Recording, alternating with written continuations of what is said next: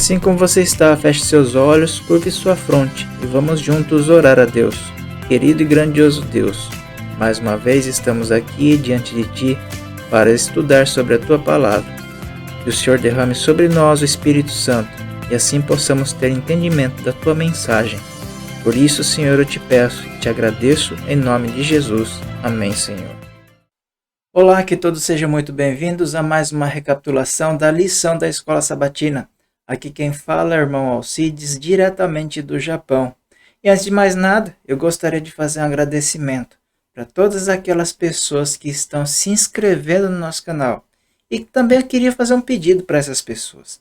Que vocês deixem um comentário, que vocês interajam conosco, para que eu possa conhecer essas pessoas, esses novos amigos, esses novos irmãos que eu ainda não conheço. Assim, eu vou poder também orar por cada um de vocês, tá certo? Então, combinado? Continuem se inscrevendo no nosso canal, continuem compartilhando a nossa mensagem, para que cada vez mais e mais pessoas possam ter acesso à mensagem de esperança que vem direto de Deus. Tá certo então? Então vamos lá para mais uma lição. Que nação há tão grande? E que grande nação há que tenha estatutos e juízos tão justos como toda essa lei que hoje eu lhes proponho? Deuteronômio 4, versículo 8. A lição dessa semana está relacionada justamente ao capítulo 4 do livro de Deuteronômio, onde Moisés ainda está fazendo recomendações aos israelitas que estão prestes a entrar na terra de Canaã. A primeira recomendação que ele faz é o seguinte: e agora, Israel, ouça os decretos e as leis que estou ensinando a cumprir, para que vivam e tomem posse da terra que o Senhor, o Deus dos seus antepassados, dá a vocês. Nada acrescentem às palavras que eu lhes ordeno, e delas nada retirem, mas obedeçam aos mandamentos do Senhor, o Deus de vocês, que eu lhes ordeno. Deuteronômio 4, os versículos 1 e 2. Aqui, a princípio, Deus está falando justamente para que o povo não acrescente nem retire nada de sua palavra. Ou seja, Deus aqui está dando essa recomendação porque ele sabia o que ia acontecer no futuro. A palavra de Deus seria alterada. Mesmo que ele tenha dado essa ordem aos israelitas, isso já começou a acontecer rapidamente. Lá no capítulo 15 do livro de Mateus, acontece uma situação em que Jesus confirma realmente o que Deus tinha dito aos israelitas. Então chegaram ao pé de Jesus uns escribas e fariseus de Jerusalém, dizendo: por que transgridem os teus discípulos a tradição dos anciãos? Pois não lavam as mãos quando comem o pão.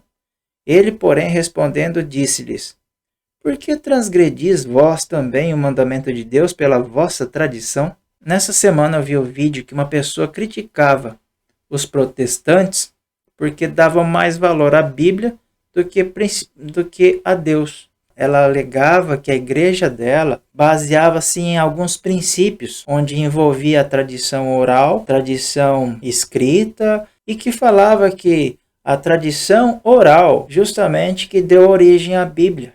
Ou seja, que a Bíblia era uma filha da igreja. Já não tem cabimento nenhum se a Bíblia é a própria palavra de Deus. E aqui Deus fala dessa situação. Não se deve acrescentar nada. Nem acrescentar, nem retirar nada da palavra de Deus. Ou seja, da Bíblia. A Bíblia não foi escrita através de alguma coisa que uma outra pessoa disse. Foi o próprio Espírito Santo que inspirou os autores da Bíblia a escreverem aquilo que está escrito. Foi o próprio Deus que indiretamente escreveu a Bíblia. E os 10 mandamentos, diferente de toda a Bíblia, foi o próprio Deus que escreveu com o próprio dedo 10 mandamentos. Não existia uma tradição. Tudo que está escrito na Bíblia é inspirado por Deus, pelo Espírito Santo. E o que mais entristece a gente é justamente isso.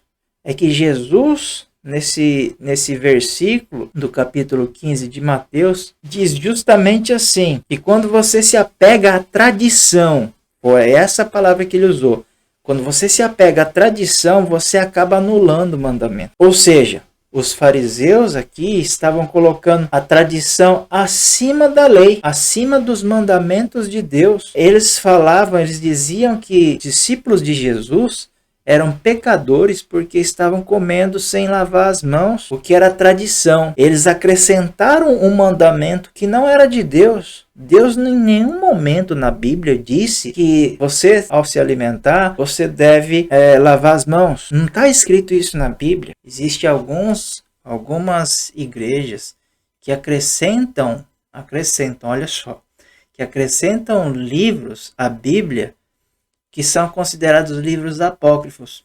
Por quê? Eles são livros históricos.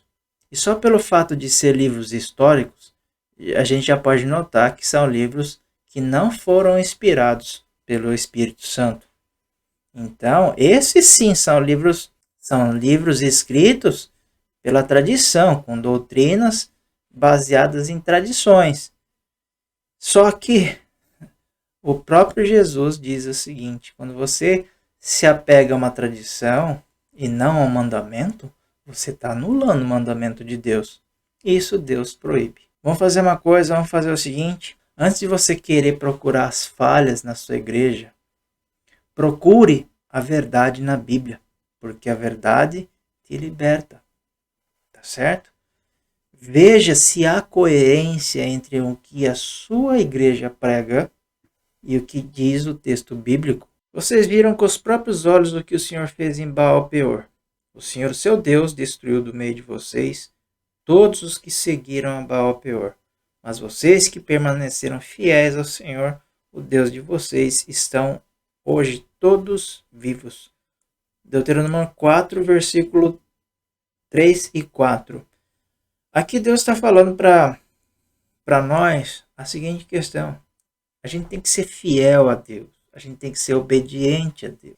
Porque toda vez que a gente é obediente, toda vez que a gente é fiel, a gente permanece vivo. Basicamente é isso. Quando a gente está nos caminhos de Deus, pode acontecer qualquer coisa com a gente. Só que a gente está seguro. A gente está nas mãos do Criador. E é isso que ele garante aqui. Nesse episódio de Baal-peor, os israelitas estavam se misturando com os pagãos, os adoradores de Baal.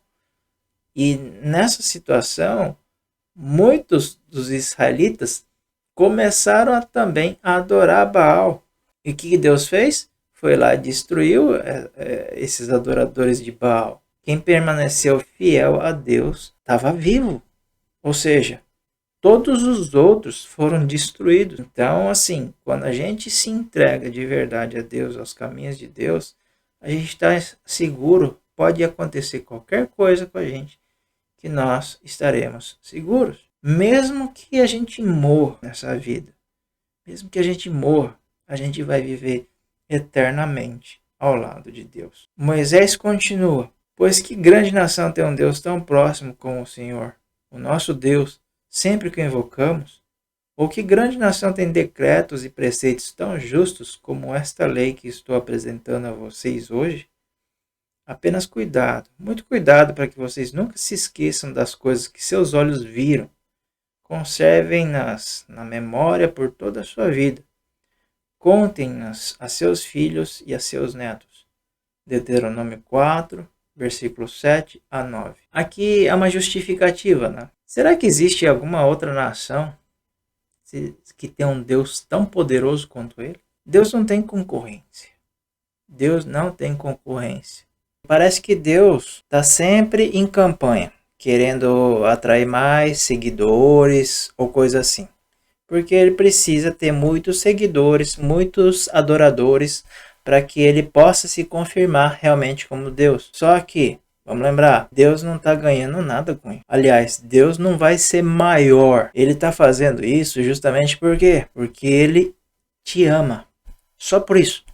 Porque Deus é amor. E ele tem todos esses decretos, essas leis, justamente porque ele quer te levar à salvação. Ele não quer te perder. E por que ele não quer te perder?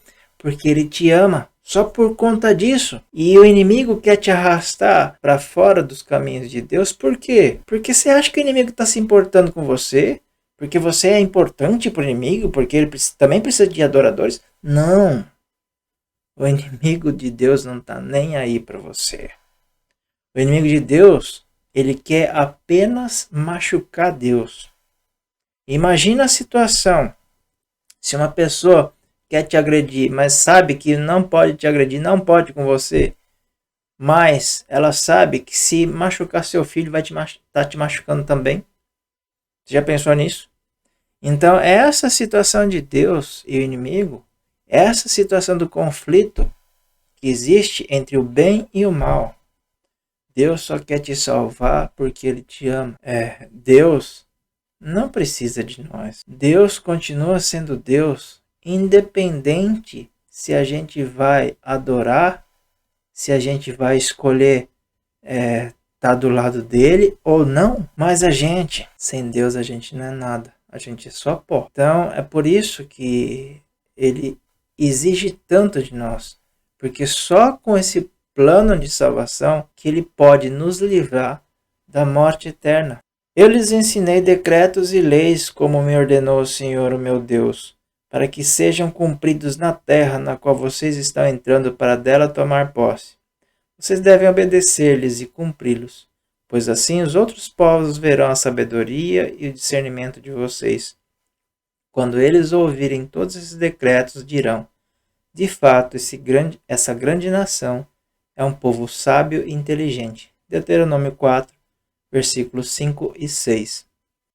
Deus aqui fez um chamado para o povo de Israel para que eles fossem testemunhas de seu amor, da sua grandiosidade. Deus quer chamar mais pessoas. Deus quer que todos os seus filhos sejam salvos. Então a gente tem que se lembrar do seguinte: essa nação de Israel, hoje somos nós. Todas essas coisas que foram ditas na lição de hoje, da semana, vamos dizer assim, valem para nós hoje. Se a gente for dar uma recapitulada na lição, o que a gente aprendeu hoje? Não altere os mandamentos de Deus. Segundo ponto, sejam fiéis. Terceiro ponto, nós devemos ser testemunhas do amor de Deus. Nós somos sábios se estamos no caminho de Deus. Essa é a verdade que é aplicada em Deuteronômio. Nós somos sábios. Por quê? Nós estamos buscando a vida eterna. Ou será que a gente seria sábio se buscássemos a morte eterna? Bem, você pode pensar assim: tudo isso é muito fácil dizer, né? Isso tudo é muito fácil dizer. Como sempre, né? Você pode pensar assim. Você pode pensar que a minha vida também é muito fácil. Eu falando aqui, legal, tudo muito bonito. Ou algum pastor falando. Mas todos nós temos nossos problemas. Eu tenho meus problemas. É um caminho difícil de se trilhar, realmente. É difícil, é tudo muito difícil ser fiel. Nesse mundo que a gente vive hoje em dia, é tudo muito difícil. Mas a gente tem que acreditar no que Deus é capaz de fazer por nós. Se está difícil vencer algum pecado que a gente tenha, nós devemos orar cada vez mais, pedir para que Deus tire de nós esse pecado, para que a gente possa fazer os ajustes necessários na nossa vida. E com certeza, Deus vai te ouvir. Deus vai te ouvir. Não existe nenhum Deus igual ao nosso, que sempre está tão próximo de nós, que escuta todas as nossas orações.